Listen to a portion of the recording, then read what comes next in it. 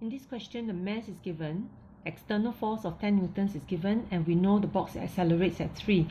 Please take note that the force of 10 newtons is not the resultant force, it is just a force that's acting on it. And the question says to determine the frictional force. So there is a frictional force that is actually acting between the surface. So what we can do is to find the frictional force, from the information we can actually calculate the resultant force first. So resultant force formula is F equals to ma. The mass of the box we know 2.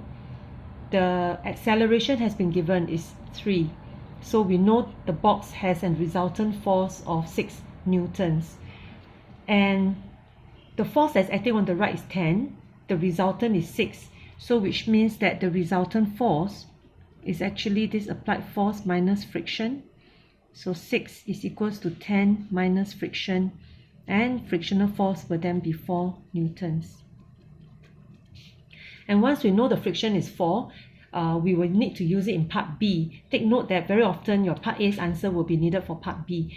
So if now the force that you use to push the box is 20, so what is the acceleration? Again, we always fall back to this formula.